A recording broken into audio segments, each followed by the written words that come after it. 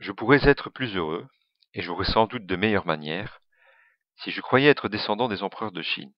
Mais tous les efforts de volonté que je pourrais faire en ce sens ne parviendraient pas à m'en persuader, pas plus que je ne peux empêcher mon cœur de battre. Steven Weinberg.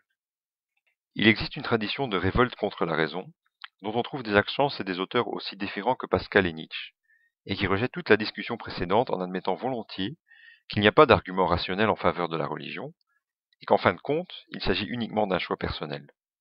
On peut croire, même si c'est absurde, surtout si c'est absurde. Ou bien, il s'agit d'un engagement, d'un style de vie, on fait les gestes de la foi, prier et implorer, et on finit par croire. Ce genre d'attitude est devenu de plus en plus populaire avec la montée du postmodernisme et, plus généralement, de l'idée que ce qui est important n'est pas de savoir si ce qu'on dit est vrai ou faux, ou peut-être même que la distinction entre vrai et faux n'a pas de sens. Ce qui compte, ce sont les effets pratiques d'une croyance ou le rôle social qu'elle joue dans un groupe donné.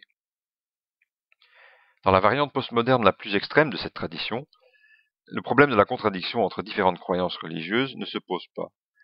On a recours à la doctrine des vérités multiples, c'est-à-dire que des idées mutuellement contradictoires peuvent être simultanément vraies. L'un croit au ciel et à l'enfer, l'autre à la réincarnation, un troisième pratique le New Age, et un quatrième pense avoir des extraterrestres parmi ses ancêtres. Toutes ces vues sont également vraies, mais avec un qualificatif du genre pour le sujet qui y croit ou à l'intérieur de sa culture. Je ne peux que partager le sentiment d'étonnement que ressentent beaucoup de croyants orthodoxes face à cette multiplication des ontologies. Comme il est inutile d'attaquer ce genre de position au moyen d'arguments rationnels, je vais me contenter de faire deux remarques à caractère moral. Premièrement, cette position n'est pas sincère, et cela se remarque dans les choix de la vie courante. Lorsqu'il faut choisir une maison, acheter une voiture, confier son sort à une thérapeutique, même les subjectivistes les plus acharnés comparent différentes possibilités et tentent d'effectuer des choix rationnels. Ce n'est que lorsqu'on se tourne vers des questions métaphysiques, qui n'ont pas de conséquences pratiques immédiates, que tout devient une question de désir et de choix subjectifs. Ensuite, cette position est dangereuse, parce qu'elle sous-estime l'importance de la notion de vérité objective, indépendante de nos désirs et de nos choix. Lorsqu'aucun critère objectif n'est disponible pour départager des opinions contradictoires, il ne reste que la force et la violence pour régler les différends. En particulier, sur le plan politique, la vérité est une arme que les faibles ont face aux puissants, pas l'inverse. Finalement, Steven Weinberg fait une remarque perspicace à propos du subjectivisme religieux. Il est très étrange que l'existence de Dieu, la grâce, le péché, l'enfer et le paradis n'aient aucune importance. Je suis tenté de penser que, si les gens adoptent une telle attitude vis-à-vis des questions théologiques, c'est parce qu'ils ne peuvent pas se résoudre à admettre qu'ils n'y croient pas du tout. L'abolition de la religion en tant que bonheur illusoire du peuple est une exigence de son bonheur réel. Exiger que le peuple renonce à ses illusions sur sa condition, c'est exiger qu'il abandonne une condition qui a besoin d'illusions. La critique de la religion est donc virtuellement la critique de la vallée de larmes dont la religion est l'auréole. Karl Marx.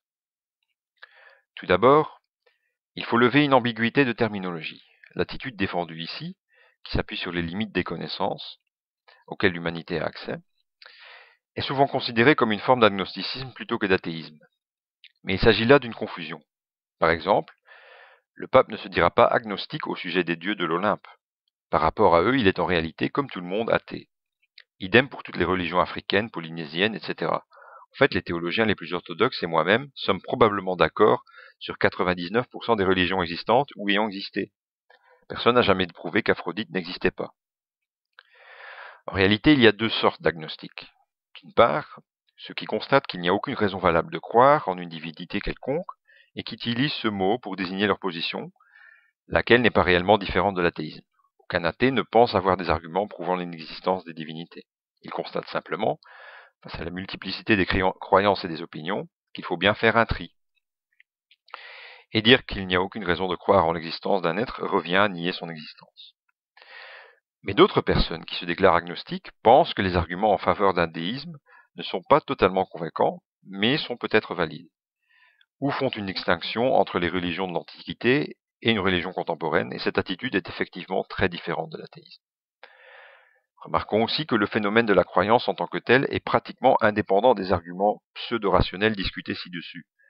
L'immense majorité des gens qui embrassent une foi ne le font pas parce qu'ils sont impressionnés par l'argument anthropique, mais parce qu'ils respectent les traditions dans lesquelles ils ont été élevés, ont peur de la mort, ou trouvent plaisant d'imaginer qu'un être tout-puissant veille sur leur sort. C'est pourquoi même les intellectuels religieux sont souvent athées, en ce sens qu'ils rejettent les raisons de croire qu'ont la plupart de leurs coreligionnaires.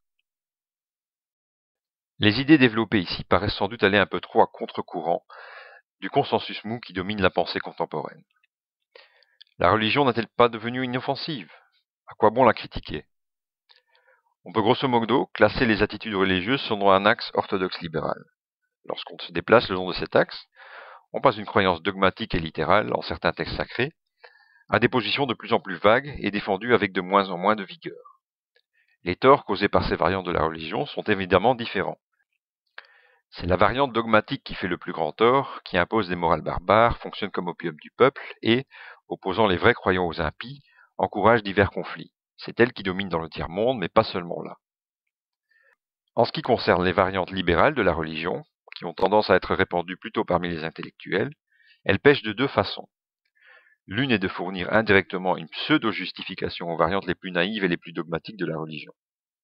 Les théologiens, surtout les plus sophistiqués, donnent un bagage intellectuel aux prêtres qui eux-mêmes entretiennent la foi des fidèles. Qu'on le veuille ou non, il existe une continuité d'idées qui relie les ailes apparemment les plus opposées de l'Église. L'autre est d'encourager une certaine confusion intellectuelle.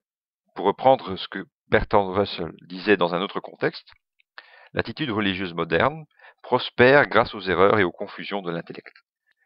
Par conséquent, elle tend à préférer les mauvais raisonnements aux bons, à déclarer insoluble chaque difficulté momentanée et à considérer chaque erreur idiote comme révélant la faillite de l'intellect et le triomphe de l'intuition. L'attitude des laïcs face à l'évolution de la religion est également surprenante.